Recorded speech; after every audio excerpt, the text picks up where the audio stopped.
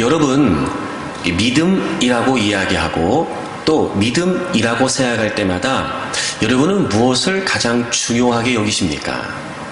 믿음이라고 할 때마다 말이죠. 믿음이라고 할 때마다 여러분은 가장 먼저 무엇을 떠올리십니까? 올해 들어 믿음에 관한 많은 고민을 제가 하게 되는데 말입니다.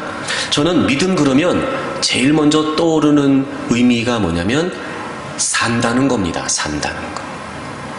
믿음으로 그렇게 산다는 거죠. 이런 믿음은 사는 겁니다. 사는 거예요. 왜냐하면 예수 그리스도를 중심으로 예수 그리스도를 믿기 이전과 예수 그리스도를 믿고 난 이후가 예수님을 믿는다는 것 때문에 달라야 그게 진짜 믿음이라는 거예요. 로마서 6장을 좀 찾아보실까요? 로마서 6장을 펴시고 우리 4절을 좀 같이 한번 읽어보려고 합니다. 로마서 6장 4절입니다. 신약성경 246페이지입니다. 로마서 6장 4절입니다. 우리 다 같이 읽겠습니다. 그러므로 우리가 그의 죽으심과 합하여 침례를 받음으로 그와 함께 장사되었나니 이는 아버지의 영광으로 말미암아 그리스도를 죽은 자 가운데서 살리심과 같이 우리로 또한 새 생명 가운데서 행하게 하려 함이니라. 아멘. 예수님을 믿는다는 것, 우리가 그리스도인이 된다는 것을 아주 잘 설명해 주고 있습니다. 우리가 그의 죽으심과 합하여 침례를 받음으로 그와 함께 장사되었나니, 여러분, 침례의 의미는 내가 예수님을 믿습니다 라고 하는 믿음의 고백을 공표하는 것입니다. 그러니까 즉 그 말은 예수님을 믿는다는 걸 말하는 거예요. 그건 무슨 말이냐면 예수님이 나의 죄를 위해 십자가에 죽으셨을 때 그분의 죽음에 내가 연합되어 거기서 나는 끝난 겁니다. 예수님을 믿기 이전에 죄와 사망의 권세 가운데 죄악된 본성에 의해 살았던 나라고 하는 존재는 예수님이 십자가에 죽으셨을 때 끝난 거예요. 우린 죽은 겁니다. 그리고 동시에 아버지의 영광으로 말미암아 그리스도를 죽은 자 가운데서 살리심과 같이 하나님께서 예수 그리스도를 3일 만에 부활시키셨습니다. 하나님의 능력으로 그분을 살려주셨죠. 그것처럼 예수님이 죽으시고 부활하신 것처럼 우리도 또한 새 생명, 그 예수님이 부활하신 새로운 생명에 연합되어 우리가 이제 새로운 생명을 얻게 된 것입니다. 그러니까 죽어서 끝난 것이 아니라 죽어서 시작된 거예요. 그리고 우리에겐 예수 그리스도의 부활의 생명에 연합된 새로운 생명이 우리에게 주어졌죠. 그리고 그 새 생명 가운데서 이제부터 어떻게 하는 거냐면 행하는 거예요. 사는 거라고요, 여러분. 그러니까 믿음은 예수 그리스도를 믿는다는 것 때문에 다르게 사는 걸 의미합니다. 믿음은 사는 거예요. 믿음은 말하는 게 아닙니다. 믿음은 생각하는 게 아니에요. 믿음은 고백하는 게 아닙니다. 믿음은 사는 겁니다. 사는 거. 그런데 이렇게 믿음은 사는 것이다 라고 생각할 때마다 항상 모순에 빠지게 됩니다. 왜냐하면 우린 믿는다고 말하는데 그렇게 못 살 때가 더 많아요. 저는 늘 생각했습니다. 불신은 아닌데 말입니다. 안 믿는 건 아니란 말이에요. 믿는 거 맞아요. 믿는데 믿는 만큼 못 사는 거란 말이에요. 처음에는 이게 그럼 불신일까 싶은 마음도 들었습니다. 근데 아무리 생각해도 불신은 아닙니다. 예수님이 나를 위해 죽으시고 부활했다는 사실을 분명히 믿습니다. 그리고 그분으로 말미암아 내가 새로운 존재가 됐다는 것도 우린 분명히 인식하고 인정합니다. 때로는 믿음으로 살려고 몸부림칩니다. 믿음으로 살아야 된다고 몇 번씩 다짐을 하기도 합니다. 그런데 희한한 건 믿음으로 살지를 못하는 겁니다. 여러분, 이 모순에 관해 고민할 때마다 풀리지 않았던 문제라고 생각이 됐는데 최후의 말씀을 읽으면서 그 문제를 이렇게 풀 수 있겠다 싶은 생각이 들었습니다. 우리가 하나님을 믿는데 왜 믿는 만큼 믿음으로 살지 못하는 걸까? 여러분, 그건 불신은 아니었던 것 같습니다. 단 우리에게 주어지는 의심을 넘어서지 못하는 거예요. 하나님을 믿는다고 말하는데 다양한 많은 삶의 현장에서 우리는 자꾸 하나님을 신뢰하지 못하도록 하는 의심에 부딪히게 되는 겁니다. 하나님을 믿는다면, 하나님을 신뢰한다면 마땅히 그 삶의 현장에서 그렇게 선택하고 그렇게 결정하여 그렇게 살아내됨에도 불구하고 우리는 온전히 하나님을 신뢰하기까지 의심을 넘어서지 못하는 겁니다. 그리고 늘 의심이라고 하는 벽에 부닥쳐 주저앉게 되는 거예요.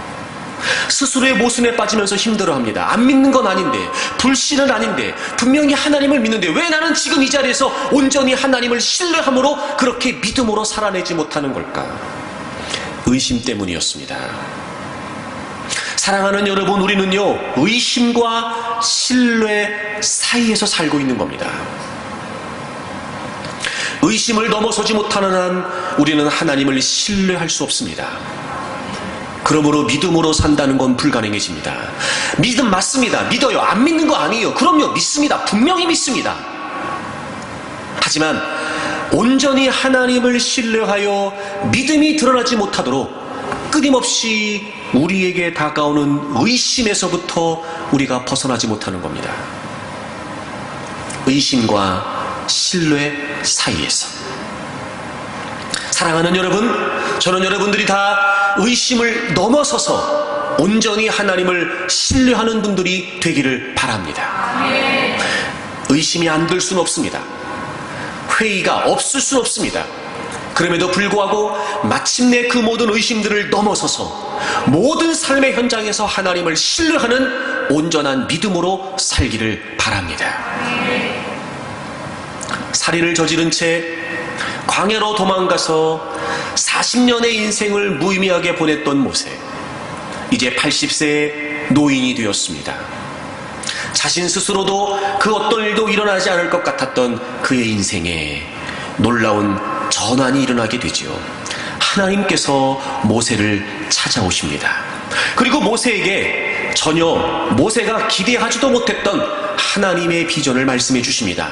내가 너를 바로에게 보낸다. 내가 너를 통해 이스라엘을 애굽에서부터 건져낼 것이다. 그런데 모세는 너무도 자기 자신을 잘 알았습니다. 하나님, 제가 어떻게 그런 일을 할 수 있습니까? 저는 살인자입니다. 저는 바로의 낯을 피하여 지금 도망친 인생으로 살고 있었습니다. 이젠 이렇게 늙은 볼품없는 사람이 되어버렸습니다. 하나님, 제가 어찌 그런 일을 할 수 있겠습니까? 의심이 들만하지 않습니까? 자기 스스로도 불가능하다고 생각되지 않겠습니까? 그때 하나님께서는 그에게 분명히 다시 말씀하십니다. 내가 반드시 너와 함께한다. 여러분, 이 정도 했으면 모세가 그렇습니까? 하나님이 나와 함께 하신다고요? 알겠습니다. 그럼 제가 이제 다시 애굽으로 가겠습니다 라고 말했으면 좋을 뻔했는데, 여러분, 여전히 모세는 순종하지 못하고 있었습니다. 왜냐하면 의심 때문이었습니다. 하나님이 함께 하시겠다고 분명히 약속해 주셨음에도 불구하고 모세는 순종의 발걸음을 떼지 못하는 겁니다. 그에게 여러 가지 또 다른 의심이 들었던 겁니다. 그런데 여러분, 참 하나님은 정말 하나님이세요. 우리 같으면, 야, 내가 함께 한다 그랬으면 가면 그 말이지. 뭔 잘 말이 그렇게 많아. 야, 넌 그렇게 나를 못 믿냐 이놈아? 됐다 됐어. 이러면 우리 같으면 이랬을 것 같은데 하나님은 그러지 않으셨어요. 의심하여 하나님께 또 질문하고 의심하여 하나님께 또 질문하는 모세를 전혀 나무라지 않으십니다. 여러분, 이 정도 됐으면 알겠습니다. 그리고 가야 됨에도 불구하고 여전히 의심하는 거예요. 그때 하나님은 전혀 모세를 나무라지 않으시고 그 모세가 의심을 넘어설 수 있도록 말씀해 주십니다. 정말 하나님은 하나님이세요. 그래서 오늘 본문에는요, 우리가 만나는 모든 의심의 상황에서 그 의심을 극복하고 마침내 하나님을 신뢰할 수 있는 분명한 해답이 담겨져 있습니다. 여러분, 의심이 들 때마다 이 모세의 하나님께서 주셨던 말씀을 떠올리십시오. 그리고 여러분, 이제부터 여러분의 삶에 어떤 의심의 상황이 주어진다 할지라도 의심을 넘어서서 하나님을 신뢰하고 믿음으로 살아가는 여러분들이 되시기를 바랍니다. 자, 그러면 먼저 모세가 어떤 의심을 했던 걸까요? 오늘 우리가 함께 읽었습니다만 본문 13절을 다시 한번 보겠습니다. 앞절에 하나님께서 반드시 내가 너와 함께한다 약속하셨고 그리고 너를 보낸다 라고 이렇게 말씀하셨는데도 모세는 지금 움찔하고 있는 겁니다. 머뭇거리면서 모세가 하나님께 이렇게 다시 여쭙습니다. 13절입니다. 모세가 하나님께 아뢰되 내가 이스라엘 자손에게 가서 이르기를, 그러니까 간다는 것을 가정하는 거예요. 보낸다고 하셨으니까. 근데 못 믿어온 거예요. 그러면서 이렇게 얘기합니다. 내가 이스라엘 자손에게 가서 이르기를 너희의 조상의 하나님이 나를 너희에게 보내셨다 한다면, 내가 이스라엘 백성들 앞에 가서 하나님이 나를 보냈다 라고 그들에게 말한다면 그들이 내게 되묻기를 그의 이름이, 하나님의 이름이 무엇이냐 물으리니 내가 무엇이라고 그들에게 말하리이까. 여러분, 어찌 보면 이 말이 이해가 잘 안 되는 얘기예요. 이런 겁니다. 여러분, 하나님이 나를 보내서 나는 당신들에게 왔습니다. 그러면 이스라엘 백성들이 아니 그의 이름이 무엇이냐 이렇게 물을 거라는 거예요. 여러분 생각해 보세요. 이스라엘 백성들이 하나님을 모를 리가 없습니다. 그러면 하나님이 보냈다 그러면 알아먹을 텐데 왜 모세는 이런 생각을 했던 걸까요? 여러분, 여기서 그의 이름을 묻기를 그의 이름이 무엇이냐라고 표현되는 이 이름이라고 하는 단어는 단순히 호칭의 의미를 갖고 있지 않습니다. 이 당시에 이름이라고 하는 표현은 바로 그 개인의 본질을 담고 있는 것이었습니다. 그러므로 이런 겁니다. 지금 모세는 이스라엘 백성들이 하나님을 모를 것입니다 이래서 묻는 게 아니었습니다. 당연히 이스라엘 백성들은 하나님이 어떤 분이신지를 모르지 않겠지요. 하지만 지금 모세가 확인하고 싶었던 건 무엇이었냐면 지금 자신을 애굽으로 보내시는 하나님이 어떤 분이신지를 확인하고 싶었던 거예요. 하나님이 어떤 존재이신지, 하나님이 어떤 성품이신지, 그리고 하나님이 누구신지에 관해 지금 모세 스스로의 의심을 하나님께 여쭙고 있는 거였습니다. 이름이 무엇이냐고 묻는 것은 그분이 누구시냐고 묻는 것이었습니다. 그러므로 이스라엘 백성들이 하나님을 모를 턱이 없어요. 근데 모세가 지금 하나님께 이렇게 묻는 것은 모세 스스로 하나님에 관한 확신을 원했던 겁니다. 내가 그들 앞에 가서 하나님이 나를 보냈다라고 말할 때마다 야, 너가 만난 하나님은 어떤 분이냐라고 묻는다면 내가 뭐라고 얘기해야 되겠습니까? 야, 우리도 하나님을 모르지 않는데 그럼 너는 도대체 어떤 하나님을 만난 거냐라고 물을 때 말입니다. 하나님, 제가 뭐라고 얘기해야 되겠습니까? 지금 모세가 하나님께 하나님이 어떤 분이십니까? 그의 이름이 누굽니까? 라고 묻는 이 의미는 그러므로 그 하나님과 모세 사이에 모세만이 경험했던, 모세만이 체험했던, 모세만이 만났던 하나님과 모세 사이의 그 특별한 관계, 바로 그것을 확인하고 싶었던 거였습니다. 다시 말해 지금 모세는 하나님의 존재 자체를 의심하고 있는 겁니다. 그의 이름이 무엇이냐라고 묻는다면 내가 무엇이라고 답해야 되겠습니까? 자, 여러분 보십시오. 제가 중요한 말씀을 드리겠습니다. 우리가 하나님을 믿습니다. 그럼요, 불신이 아닙니다. 그럼에도 불구하고 우리의 모든 삶의 현장에서 우리는 너무도 많은 순간 의심을 합니다. 자, 의심의 본질은 하나님의 존재 자체를 믿지 못하는 겁니다. 그 자리에 함께 하신 하나님, 그 상황에도 함께 하시는 하나님, 그 현장에 분명히 나와 함께 하신 하나님, 그 하나님의 존재 자체를 지금 믿지 못하고 있는 겁니다. 나 스스로도 지금까지 나에게 은혜를 베푸셨던 하나님을 확신하지 못하는 상태, 나 스스로도 지금까지 나를 이끌어 주셨던 그 하나님을 확신하지 못하는 상태, 과거의 많은 상황에서도 나와 함께 하셔서 은혜를 베푸심으로 이 자리까지 인도하셨던 하나님이신데 지금 내가 만나고 있는 그 상황, 그 현실에서 나 스스로도 그 하나님을 확신하지 못하는 상태. 여러분, 의심의 본질이 뭔지 아십니까? 마치 하나님이 안 계신 것처럼 느껴지는 겁니다. 그 분명한 하나님의 존재, 그 자체를 믿지 못하는 겁니다. 그러니까 여러분, 의심이 생기는 거예요. 그래서 신뢰하지 못하는 겁니다. 그리고 그 자리에 주저앉게 되죠. 지금 모세가 그런 겁니다. 모세는 자신의 모습을 너무도 잘 알았습니다. 이스라엘 백성들이 자신을 거부했다는 것도, 자신이 살인을 저지르고 바로가 자기를 죽이려고 했다는 것도, 본인의 존재를 가지고는, 본인의 과거를 가지고는, 본인의 경력을 가지고는 절대로 그 역할을 감당할 수 없다는 걸 모세는 잘 알고 있었습니다.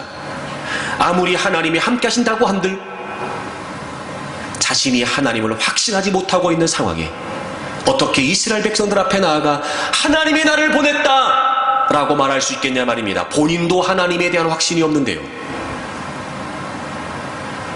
지금 이 물음은 그들이 라고 이렇게 핑계를 대고 있지만 사실은 모세 자신의 마음이었습니다. 하나님의 이름이 무엇입니까? 하나님이 누구십니까? 하나님이 어떤 분이십니까? 바로 하나님의 존재 그 자체에 대한 의심을 하나님께 그대로 아뢰고 있는 거예요. 그렇습니다, 여러분.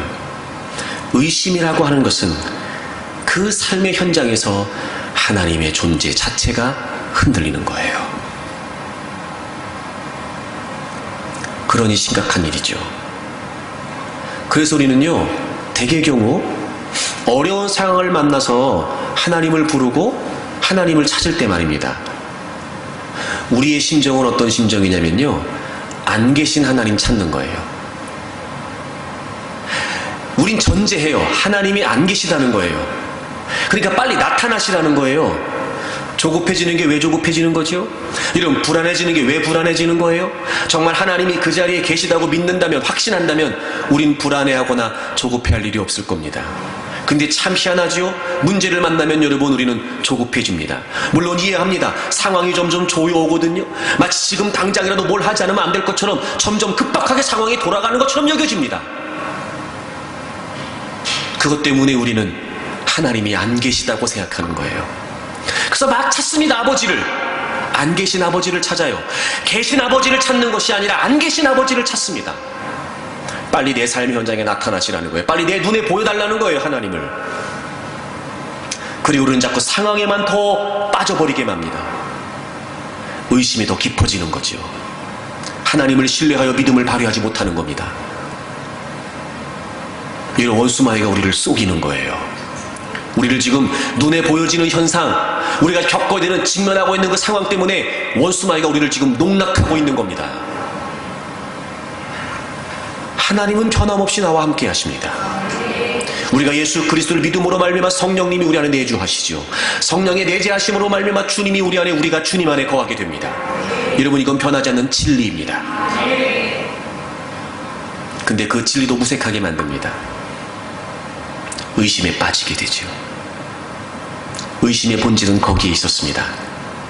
여러분, 하나님의 존재가 미심쩍은 거예요. 근데 하나님께서 이렇게 모세가 여쭙는 그의 질문에 친절하게 답을 주십니다. 14절.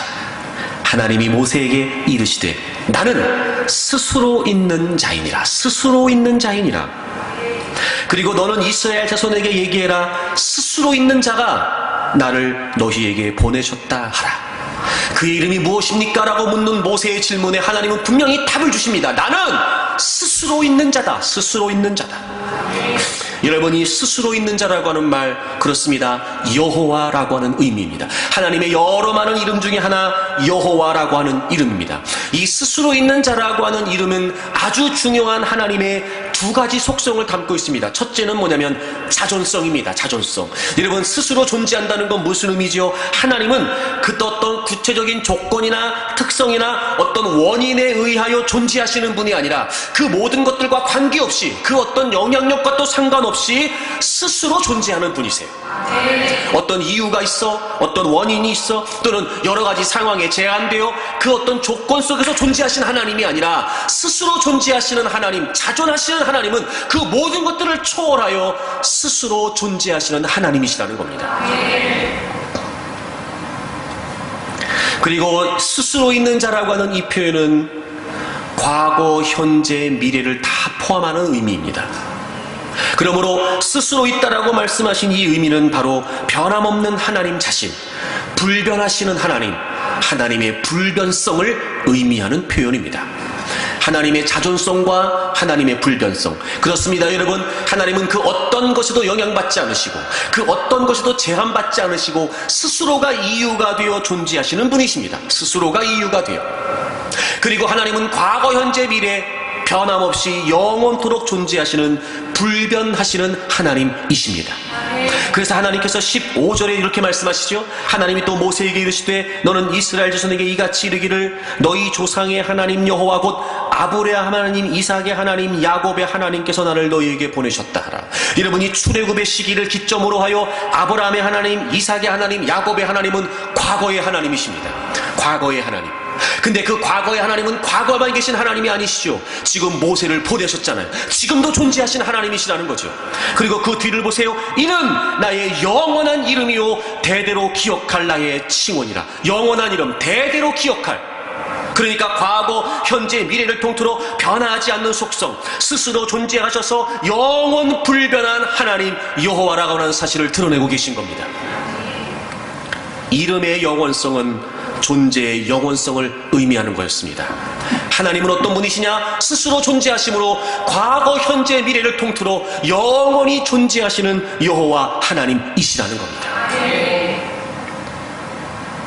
사랑하는 여러분, 하나님은 여호와이십니다. 하나님은 그 어떤 것에도 제한받지 않는 분이십니다. 우리와는 다르시죠. 우린 제한받습니다. 우리는 때로는 그 어떤 것에 의해 우리는 여러분 존재하기도 합니다. 그것이 이유가 되어 우리의 삶을 살아가기도 합니다. 하지만 하나님은 그렇지 않습니다. 하나님은 하나님 스스로가 이유가 되시는 분이십니다. 그 어떤 것에 영향받지 않고 제한받지 않는 하나님, 그리고 그분은 과거, 현재, 미래를 통틀어 영원히 변함없이 존재하시는 영원하신 하나님이십니다. 그러면 여러분, 이 여호와 하나님이라고 하는 의미의 답이 어떻게 적용하라고 주시는 말씀이었을까요? 그래요. 지금 우리가 겪고 있는, 우리가 직면하고 있는 다양한 많은 상황들 때문에 하나님의 존재 자체가 의심됩니다. 그래서 우리 지금 의심하고 있단 말이에요. 그런데 그런 여호와 하나님이라고 하는 의미가 도대체 우리에게 어떤 의미여야 되냐 말이에요. 사실 이 여호와 하나님이라고 하는 의미를 그래서 모세도 고스란히 겪습니다. 그래서 이제 모세가 의심을 넘어서서 순종을 하게 되죠. 바로 앞에 갑니다. 그리고 하나님 말씀을 그대로 전합니다. 하나님의 말씀을 내가 당신에게 전합니다. 우리 이스라엘 백성들을 다 보내주십시오. 우리가 이제 하나님을 제사해야 되겠습니다. 여러분, 바로가 콧방귀도 끼지 않습니다. 그리고 이전보다 더 노동의 조건을 혹독하게 만듭니다. 이전에는 벽돌을 만들 때 그 벽돌에 사용되는 짚을 공급해 줬습니다. 근데 이제는 그걸 하지 않겠다는 겁니다. 이제 집도 너네들이 알아서 가져다가 벽돌을 만들라는 겁니다. 대신 벽돌의 수요가 줄어들면 안 된다는 거예요. 얼마나 더 힘들어지겠습니까? 그 소식을 들었던 이스라엘 백성들도 이제는 모세에게 등을 돌립니다. 모세는 사면 초가에 놓였습니다. 모세가 하나님께 한탄하듯이 외칩니다. 하나님, 어찌해서 우리에게 이런 일이 벌어진 것입니까? 나는 하나님 말씀대로 했는데, 하나님 말씀대로 전했는데 왜 우리는 더 상황이 어려워지는 것입니까? 드디어 이제 모세가 여호와 하나님을 의심하는 상황에 직면하게 된 겁니다. 그때 하나님이 그에게 이 여호와 하나님이라고 하는 의미를 다시 한번 말씀해 주십니다. 여러분, 출애굽기 6장을 찾겠습니다.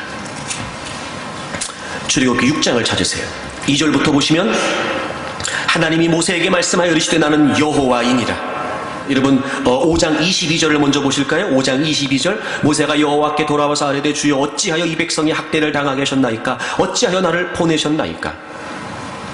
내가 바로에게 들어가서 주의 이름으로 말한 후로부터 그가 이 백성을 더 학대하며 주께서도 주의 백성을 구원하지 아니하시나이다. 열악한 상황에 하나님이 자신을 보내셨고 여호와 하나님을 만났음에도 불구하고 지금 모세는 이 구체적인 상황에서 의심의 벽에 부닥치게 된 겁니다. 하나님이 그에게 말씀하십니다. 나는 여호와다. 또 말씀하세요. 여호와다. 다른 거 하지 않으십니다. 나는 여호와다. 그리고 하나님께서 그 여호와 하나님에 관해 자세하게 설명을 해주십니다. 3절입니다. 내가 아브라함과 이삭과 야곱에게 전능의 하나님으로 나타났으나 나의 이름을 여호와로는 그들에게 알리지 아니하였고. 이제까지 하나님께서는 이스라엘 백성들에게 전능한 하나님이라고 나타나셨어요. 아직까지 한 번도 여호와 하나님에 관해 알리신 적이 없었어요. 근데 이제 여호와 하나님이 어떤 하나님인지에 관해 드러내시겠다는 겁니다.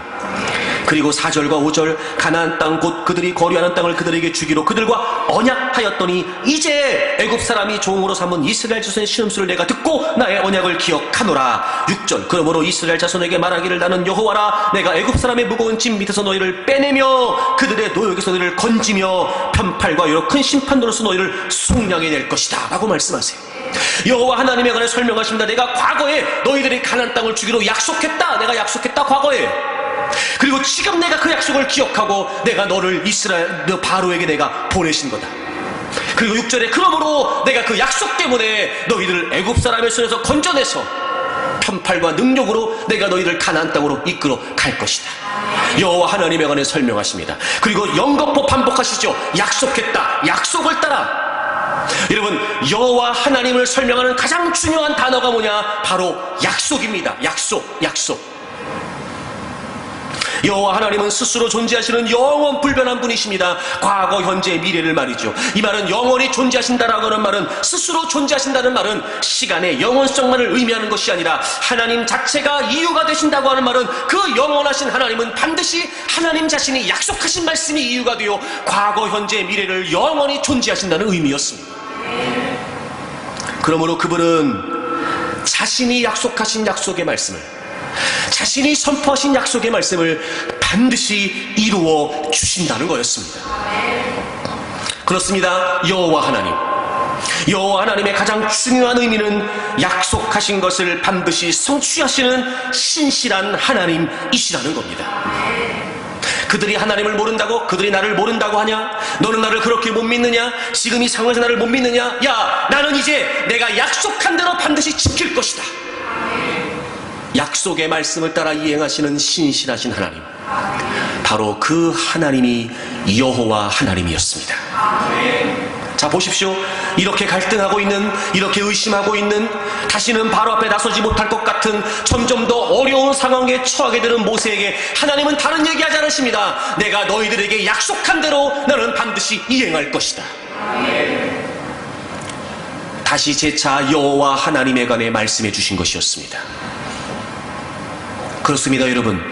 우리가 모든 삶의 현장에서 하나님의 존재가 의심되고 하나님의 존재 그 자체가 믿어지지 않을 때 우리가 정말 하나님을 신뢰하고 의심을 넘어서서 하나님을 신뢰하고 확신할 수 있는 비결은 반드시 하나님이 말씀대로 이루신다는 걸 믿는 겁니다. 그러므로 여러분, 하나님이 의심될 때마다 우리는 어떻게 여호와 하나님에 관해 적용해야 될까요? 여러분, 하나님이 의심되는 상황에서 우리는 어떻게 여호와 하나님을 적용하고 의심을 넘어서야 될까요? 다시 말씀으로 돌아오는 것입니다. 하나님께서는 자신이 말씀하신 말씀을 이루어 가심으로 하나님 자신의 존재를 드러내시는 분이십니다. 때로는 우리 눈에 보이지 않습니다. 그래서 우리는 하나님을 의심합니다. 때로 우리가 만나는 여러 가지 많은 상황들이 도대체 하나님이 계시다면 이럴 수 없습니다. 어떨 때는 순종으로 시작한 경우도 있습니다. 어쩔 때는 주님이 이유가 되어 주님을 살아보겠다고 시작한 일이기도 했습니다. 믿음을 저버리는 것이 아니었습니다. 믿음으로 살아보겠다고 몸부림칩니다. 근데도 우리가 만나는 모든 상황들은 하나님이 자꾸 의심되는 겁니다. 그때 여러분, 우리가 조심해야 됩니다. 절대 눈에 보여지는 걸로 하나님을 확인할 수 없습니다. 절대 우리가 느끼는 감정이나 감각으로 들려지는 소리에 의해 하나님을 확인할 수 없습니다. 그런 중에 우리가 반드시 확실하게 하나님을 확신할 수 있는 비결은 다시 말씀으로 돌아오는 겁니다. 하나님은 반드시 말씀대로 이루신다. 하나님은 신실하신 하나님이시다. 과거, 현재, 미래를 존재하시면서 하나님은 하나님 자신의 말씀을 반드시 이행하시는 분이시다. 그러므로 우리가 끝까지 붙들릴 것은 하나님이 우리에게 주신 약속의 말씀입니다. 말씀대로 이끌어 가시고 말씀대로 이행해 가시면서 마침내 우리가 그 말씀을 따라 한 걸음 한 걸음 순종해 가는 그 끝이 하나님의 뜻이 이루어지는 자리가 될 거라는 사실을 우리는 믿는 겁니다. 우리가 믿는 건 현상이 아닙니다. 우리가 믿는 건 상황이나 조건이 아닙니다. 우리가 믿는 건 하나님께서는 말씀하신 대로 이루신다는 걸 믿는 겁니다. 자, 그럼 보세요. 지금 우리가 의심하고 있는 이유는 우리가 지금 뭔가를 잘못 생각하고 있는 겁니다. 상황이 좋으면 믿음이 좋습니다. 상황이 어려우면 믿음도 안 좋습니다. 내가 원하는 대로 문제없이 척척척 일이 진행되면 믿음이 좋습니다. 근데 예상하지 못했던 변수를 만나거나 일이 꼬인다는 생각이 든다거나 마음처럼 일이 안 된다고 여겨지면 이런 믿음도 약해집니다. 여러분, 우리끼리 얘기지만 냉정하게 한번 생각해 볼까요? 그럼 도대체 우리가 믿은 건 뭐냐 말이에요. 정말 하나님을 믿는 겁니까? 아니면 좋은 조건을 믿는 겁니까? 그러니 의심이 될 수밖에요. 잘못된 근거를 가지고 하나님을 확인하려고 하니 점점 더 하나님은 의심이 될 수밖에요. 여러분, 그게 아닙니다. 다시 말씀으로 돌아와야 됩니다. 철저하게 하나님 말씀 안에서 우린 하나님을 확인하고 그 하나님을 확신하고 그리고 그 하나님을 의심을 넘어서서 신뢰하게 되는 것입니다. 잊지 마십시오. 하나님은 하나님 자신의 존재를 말씀대로 성취하심으로 나타내는 분이십니다. 그러므로 우리가 하나님을 경험하고 하나님을 확신하고 하나님을 만나고 하나님을 신뢰할 수 있는 것은 바로 하나님의 말씀이 말씀대로 이루어지는 그 현장입니다. 창세기 1장에 하나님께서 천지를 창조하시지요. 그때 상황은 이 세상에 아무것도 없었습니다. 완벽한 흑암, 혼돈, 무질서, 아무것도 없었습니다.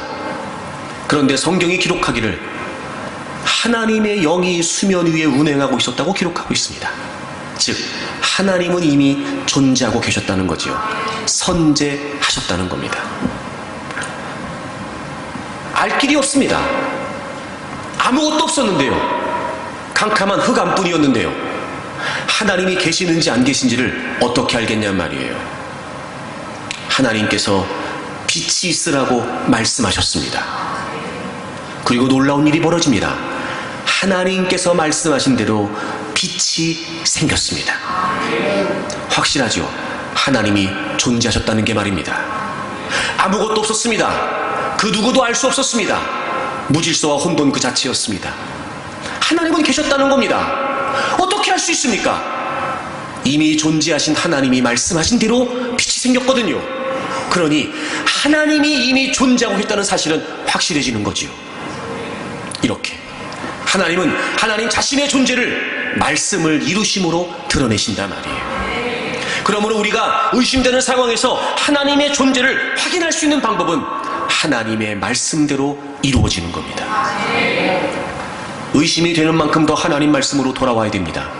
흔들리고 있다고 여겨지는 만큼 하나님 말씀을 더 강력하게 붙들어야 됩니다. 아니, 하나님 말씀에 붙들리기 위해 우린 더 몸부림쳐야 됩니다. 우린 끊임없이 의심할 테니까요.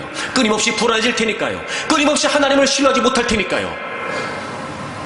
그러므로 우리는 그러면 그럴수록 더 하나님의 말씀으로 돌아와야 됩니다. 여러분, 잊지 마십시오.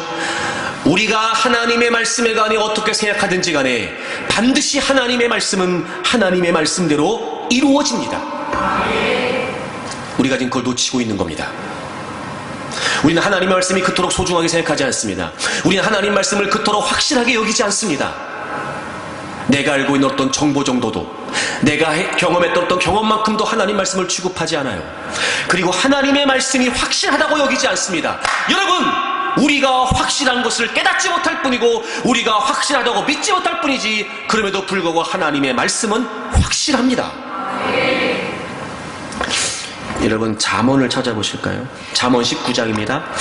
잠언 19장 21절을 찾겠습니다. 우리 다 같이 한번 읽어볼까요? 잠언 19장 21절. 잠언 19장 21절입니다. 시작. 사람의 마음에는 많은 계획이 있어도 오직 여호와의 뜻만이 완전히 서리라. 아멘. 아무리 사람들이 많은 계획을 가지고 있다 하더라도 오직 여호와의 뜻만이, 온리, 딱 하나, 여호와의 뜻만이. 여기서 여호와의 뜻이라고 하는 말은 여호와의 목적이라는 말이에요.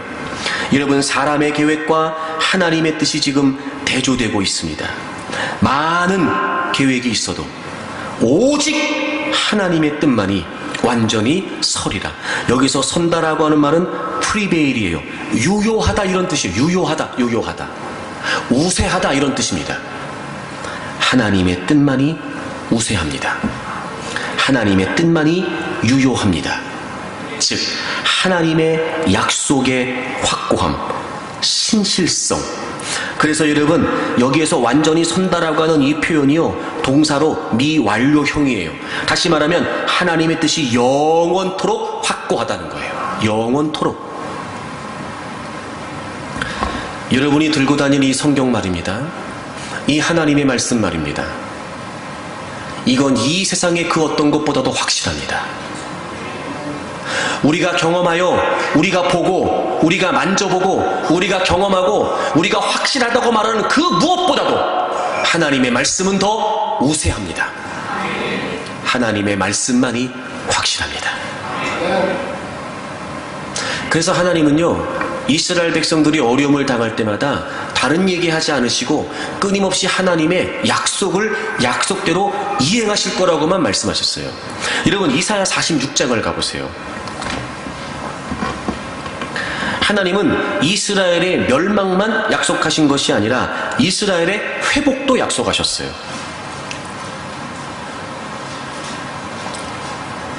이사야 46장 10절을 보세요. 내가 시초부터 종말을 알리며 아직 이루지 아니한 일을 옛적부터 보이고 이르기를 나의 뜻이 설 것이니 내가 나의 모든 기뻐하는 것을 이루리라 하였노라. 여러분, 이스라엘의 역사를 통해서 하나님은 그들의 유일한 구원자셨고, 그리고 하나님은 끊임없이 약속을 통해 그들을 이끌어 오셨어요. 시초부터 종말을 알리셨어요. 아직 이루어지지 아니한 일이지만 옛적부터 말씀하셨고, 그래서 반드시 하나님은 하나님의 뜻을 이룰 것이다. 내가 기뻐하는 것을 반드시 이룰 것이다 라고 약속하셨어요. 그러면서 하나님이 이스라엘 백성들의 회복에 관해 11절을 보세요. 내가 동쪽에서 사나운 날짐승을 부르며 먼 나라에서 나의 뜻을 이룰 사람을 부를 것이다. 내가 말하였은즉 반드시 이룰 것이요 계획하였은즉 반드시 시행하리라. 여러분, 이 말이 무슨 말이냐면 이스라엘이 바벨론의 지배를 받고 있었어요. 그런데 하나님은 이스라엘 백성들을 바벨론에서 회복하시기 위해서 바사의 고레스 왕을 세우십니다. 바사의 고레스로 말미암아 바벨론을 정복하게 하시죠. 바벨론은 당시의 최대 강국이었습니다. 무너질 것 같지 않았던 강국이었습니다. 그런데 하나님은 하나님의 뜻을 이루시기 위해 바사의 고레스를 통해 바벨론을 무너뜨리시고 이스라엘을 회복하시겠다는 거예요. 동쪽에서 사나운 날짐승을 부르고 먼 나라에서 나의 뜻을 이룰 사람을 부를 것이다. 그렇게 해서라도 하나님은 반드시 하나님이 세우신 계획, 반드시 하나님이 약속하신 그 뜻을 이루신다는 거예요. 그리고 실제로 바벨론은 바사에 의해서 멸망했습니다. 그리고 이스라엘은 회복되죠. 포로에서 다시 이스라엘로 귀환하게 됩니다. 여러분, 우리가 이 세상에 살면서 직면해야 될 많은 우리를 불안하게 하는 그런 상황 가운데 정말 우리가 붙들어야 될 게 뭘까요? 하나님의 약속의 말씀이에요. 그러니 보십시오. 우리의 삶의 현장에서, 우리의 모든 삶의 현장에서 얼마나 하나님의 말씀이 중요할까요? 근데 우리는 그 하나님 말씀의 중요성을 잃어버렸습니다. 잊지 마십시오. 의심을 넘어설 수 있는 비결은 여호와 하나님 약속의 말씀대로 이행하시는 하나님을 확신하는 겁니다. 그럼 우리는 날마다 하나님의 말씀을 붙들어야 됩니다. 그 어떤 상황에서도 하나님의 말씀에 붙들리기 위해 몸부림을 쳐야 됩니다. 그런데 말씀의 확실성을 잃어버린 채 말씀의 소중함을 상실한 겁니다. 그리고 이제 말씀의 심혈을 기울이지 않습니다.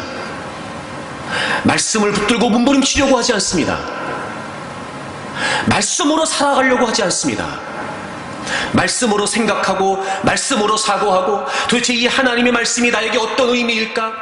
하나님께서 깨닫게 하신 그 말씀이 내 삶에 어떤 의미가 되는 걸까? 이런 말씀 한마디 때문에 몸부림치고 말씀 한마디의 의미를 깨닫기 위해 밤을 지새우며 그 말씀 한마디를 깨닫지 못하는 것 때문에 여러분 종종걸음을 하면서 성령님의 도우심을 구하고 하나님의 도우심을 구하고 하나님께 매달리지 않습니다. 말씀으로 살려고 하지 않습니다. 정말 우리가 하나님을 온전히 신뢰할 수 있는 비결은 하나님의 말씀뿐인데 말이죠. 그리고 우리는 자꾸 내가 의심하고 있으니까 하나님 빨리 보여달라는 겁니다. 여러분이 이게 얼마나 부질없는 짓인지 압니까? 그럼 지금까지 하나님은 하나님의 존재를 우리의 삶에 드러내지 않으셨나요? 은혜가 없었나요? 역사가 없었습니까? 응답이 없었습니까? 있었습니다. 그것뿐이죠. 그것뿐입니다. 보여달라고 해서 보여주셨습니다. 그게 끝입니다. 여러분, 현상은 현상일 뿐 그것이 하나님을 신뢰하는 믿음으로 이어지지 않습니다. 반드시 하나님의 말씀이라고 하는 매개가 있어야, 반드시 하나님의 말씀이 중심이 돼야 우리는 하나님을 신뢰하게 됩니다. 우리가 지금 하나님을 의심하는 게 본 게 없어서 그렇습니까? 우리가 지금 하나님을 의심하는 게 겪었던 은혜가 없었기 때문이었습니까? 아닙니다. 아마 그렇다면 계속 그건 되풀이 될 것입니다. 경험해도 체험해도 느껴도 내 눈으로 봐도 우린 또 어려운 문제를 만나게 되면 하나님을 의심하게 될 겁니다. 그러니 여러분, 이제 그 고리를 끊어야 됩니다. 그리고는 하나님 말씀으로 돌아와야 됩니다. 이 하나님의 말씀의 확실성을 우리가 분명히 깨닫고 하나님의 말씀에 대한 진지한 태도를 회복해야 합니다. 자, 근데 보세요 여러분, 우리가 지금 뭘 놓치고 있냐면, 하나님의 말씀 속에서 우리가 흔들리지 않는, 의심이 되는 상황에서도 흔들리지 않는 그 하나님의 뜻을 깨닫는 것을 너무 쉽게 생각합니다. 그만큼 시간을 들이지 않아요. 그만큼 수고하지 않습니다. 그리고 적당히 되는 대로 여러분, 이제부터 말씀에 대한 태도를 고쳐야 됩니다. 듣는다고 다일까? 여기서 깨달았다고 다겠습니까? 과연 내가 여기서 은혜를 받았다고 하는 말이 진짜 내 삶을 향하신 하나님의 분명한 포인트를, 분명한 하나님의 인사이트를 내가 지금 알게 된 겁니까? 어느 순간부터 들으면 된다는 겁니다. 난 은혜 받았으니까 됐다는 겁니다. 여러분, 그렇게 쉽지 않습니다. 어찌 우리같이 무지몽매한 인생이 이 하나님의 말씀 안에 담겨져 있는 깊고 심오한 뜻을 적당히 해서 알 수 있겠습니까? 제가 여러분에게 씨 뿌리는 비유 말씀드렸지요? 마태복음 13장에 나오는 씨 뿌리는 비유. 여러분, 그건 우리에게 정말 충격적인 비유입니다. 네 가지 마음밭이 나오잖아요. 길가, 돌짝밭, 가시덤불, 옥토. 자, 여러분, 옥토가 아니어도 말씀의 씨앗이 떨어졌다니까요. 네? 옥토가 아니어도 말씀의 씨앗이 떨어졌다고요. 여러분, 듣는다고 다 될까? 듣는다고? 천만에요. 또 하나, 길가와 돌짝밭과 가시덤불은 싹도 났어요. 싹도 났다고요, 여러분. 싹이 났다니까, 여러분. 말씀의 씨앗이 떨어져서 싹이 났다고요. 돌짝밭에도 가시덤불에도.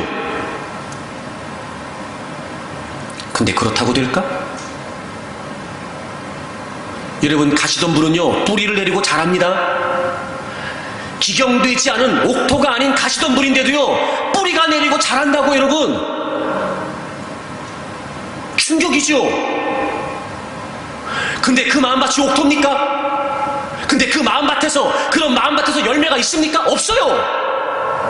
충격이죠, 여러분. 듣습니다. 은혜 받아요. 깨달았다고 합니다. 그래서요, 열매가 있냐고요.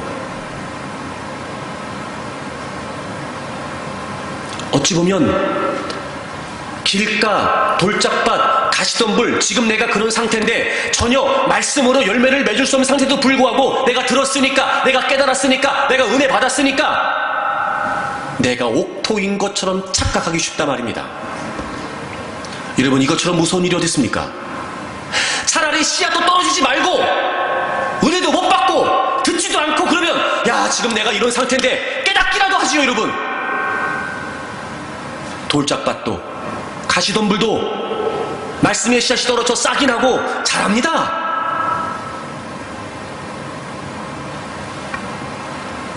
그러니 여러분, 하나님의 말씀에서 하나님을 확인하고 하나님의 말씀을 통해 하나님을 신뢰하는 일이 그냥 될까?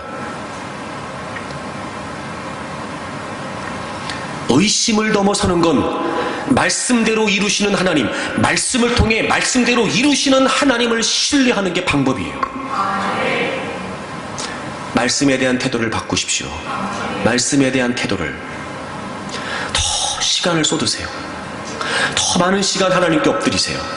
하나님의 말씀 한마디 때문에, 그 한 구절 때문에, 여러분, 다양한 많은 하나님 말씀 중에 왜 하필이면 그 말씀일까? 다양한 많은 말씀 중에 왜 하필이면 그 구절일까? 이게 도대체 나에게 주신 하나님의 어떤 의미가 있을까? 그 깊고 그리고 심오한 하나님의 뜻을 깨달을 때까지 여러분, 우린 또 하나님의 도우심을 구하고 성령님의 도우심을 구하고 막 여러분 그 말씀을 붙들고 사투를 벌여야 됩니다. 그런데 말씀의 절대성, 확실성을 잃어버렸습니다. 그러니 말씀이 소중하지 않습니다. 여러 가지 많은 다양한 상황들, 이론들, 조건들, 이런 것보다 하나님 말씀이 중요하지 않습니다. 그러니 그렇게 하나님 말씀에 시간을 들이지 않는 겁니다. 읽는 것도 쉽지 않습니다. 듣는 자리에 나오는 것도 쉽지 않습니다. 그 말씀을 가슴에 간직한 채 하나님 말씀을 깨달을 때까지, 그 의미를 깨달을 때까지 시간을 보내려고 하지 않습니다. 그리고 시간만 흐릅니다. 연수만 쌓이지요. 믿음으로 살지 못합니다. 시편 119편을 찾아보십시오. 몇 개를 찾아서 읽으려고 하는데 여러분이 늘 이런 마음이었으면 좋겠어요. 시편 119편 먼저 18절 다 같이 읽겠습니다. 18절, 시편 119편 18절이에요. 구약성경 891페이지입니다. 우리 다 같이 읽겠습니다. 내 눈을 열어서 주의 율법에서 놀라운 것을 보게 하소서. 아멘. 여기서 놀라운 것이라는 건 하나님 말씀 속에 담겨져 있는 그 놀랄만한 영적인 진리를 가르쳐요.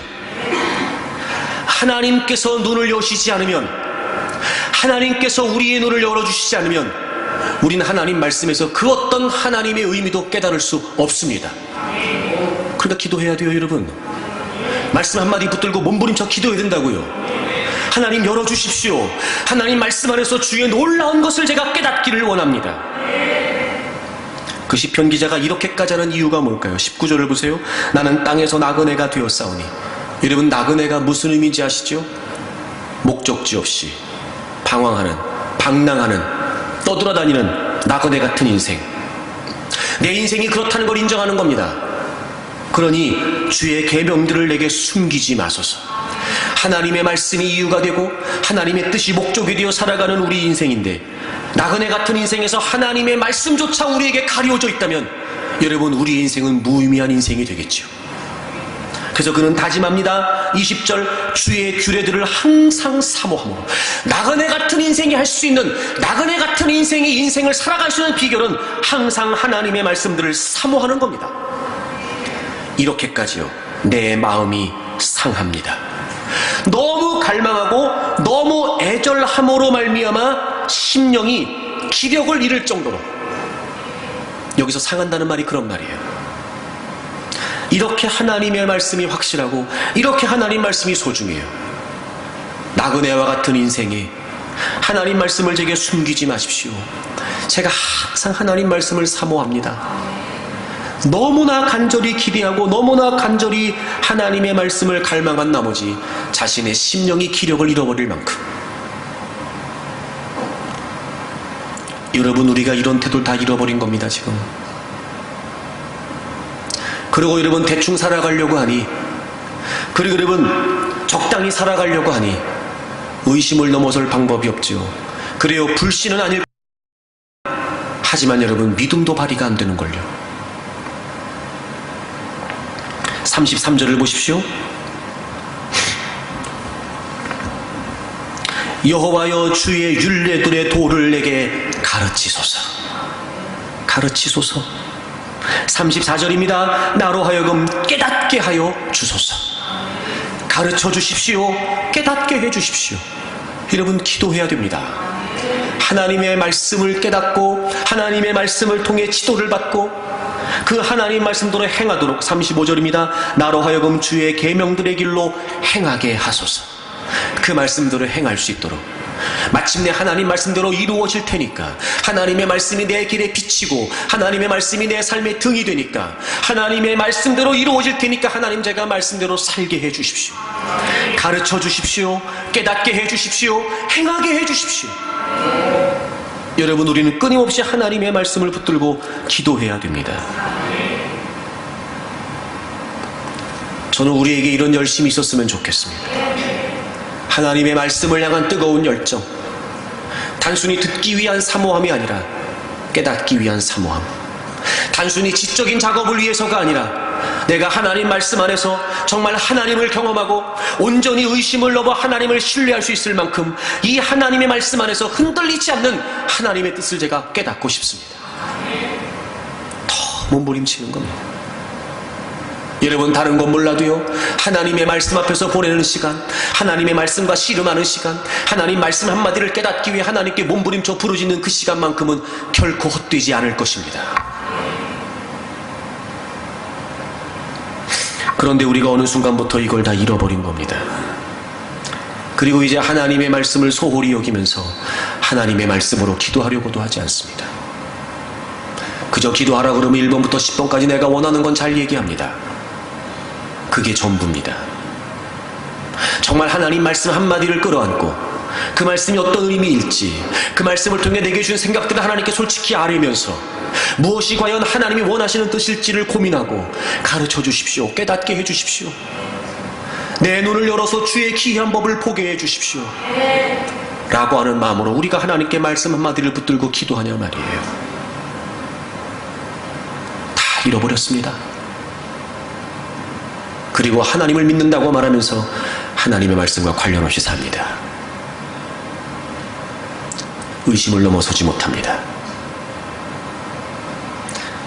애굽으로 가라, 내가 너와 함께한다. 하지만 여전히 모세는 하나님을 의심하고 있었습니다. 그가 의심을 넘어설 수 있는 답은 내가 여호와다라고 하는 답뿐입니다. 사랑하는 여러분, 의심을 넘어서십시오. 온전히 하나님을 신뢰하십시오. 하나님의 말씀을 통해서 말입니다. 이제는 여러분이 말씀에 대한 진지한 태도를 회복할 수 있기를 바랍니다. 더 하나님의 말씀으로 많은 시간을 보낼 수 있기를 바랍니다. 하나님 말씀 안에서 하나님의 뜻을 깨닫기를 원하는 갈망을 가지고 하나님께 엎드려 기도하는 분들이 되기를 바랍니다. 분명히 깨닫게 하실 것이고 가르쳐 주실 것이고 지도해 주실 것이고 보게 해 주실 것입니다. 모든 의심을 넘어서서 하나님께서 말씀대로 이루실 것이라는 사실을 확신하고 하나님을 믿는 믿음으로 모든 삶의 현장에서 승리할 수 있기를 주의 이름으로 축복합니다. 우리 찬양 하나 하겠습니다.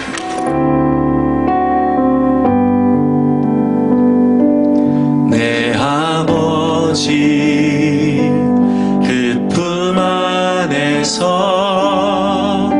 내 영혼은 안전합니다.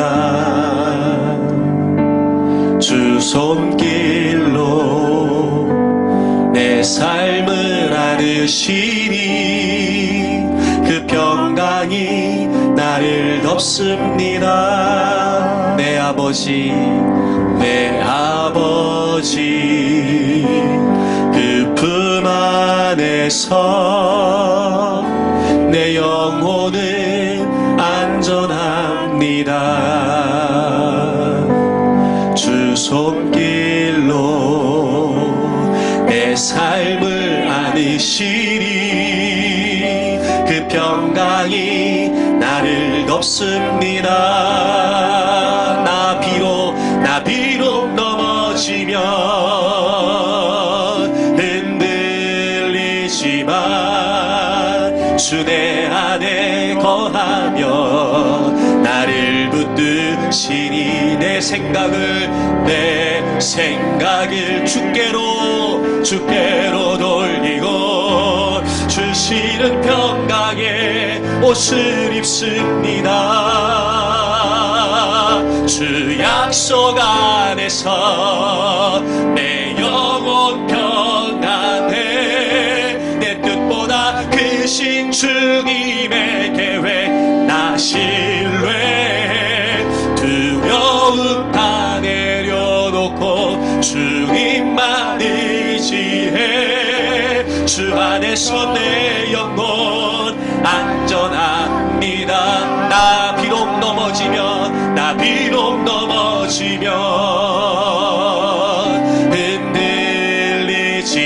흔들리지만 주 내 안에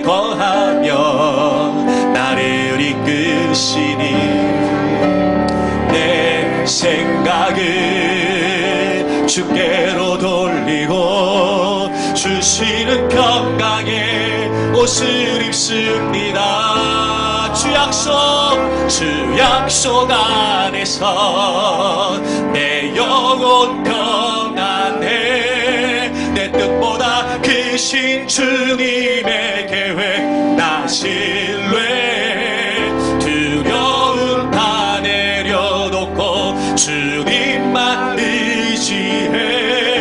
주 안에서 내 영혼 안전합니다.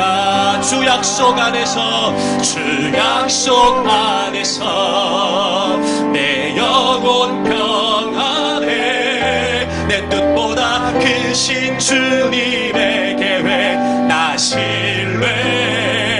두려움 다 내려놓고 주님만 의지해. 주 안에서 내 영혼 안전합니다. 두 손을 가슴에 얹어 보십시오.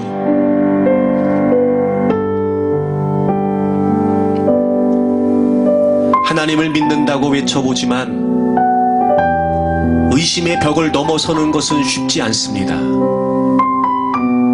그렇다고 불신도 아닌데 왜 우리는 믿음으로 살지 못하는 걸까? 어쩌면 그런 우리 때문에 주님이 더 안타까워하실지도 모르지요. 여러분, 의심할 수밖에 없는, 불안해할 수밖에 없는 연약함 또한 하나님께 내어놓으십시오. 있는 모습 그대로, 하나님, 지금 제가 이렇습니다. 의심을 넘어서지 못한 채 주저앉아 있습니다. 하나님을 안 믿는 것은 아닌데 하나님을 신뢰하지 못하고 있습니다. 우리의 연약함을 있는 그대로 하나님 앞에 아뢰십시오. 모세가 그랬듯이 말이지요. 하나님은 절대 우리를 나무라지 않으실 겁니다. 또 말씀해 주시겠지요. 나는 스스로 있는 자다. 나는 여호와 하나님이다. 그리고 하나님께서는 우리를 다시 말씀으로 인도해 주실 것입니다. 마침내 그 말씀 안에서 우리는 하나님을 확신할 수 있게 되고 의심의 벽을 뛰어넘어 하나님을 신뢰하는 믿음으로 발걸음을 내딛게 되겠지요. 사랑하는 여러분, 말씀 안에서 의심을 넘어서십시오. 그리고 더욱더 하나님을 신뢰하십시오. 우리 다 같이 통성으로 기도하겠습니다.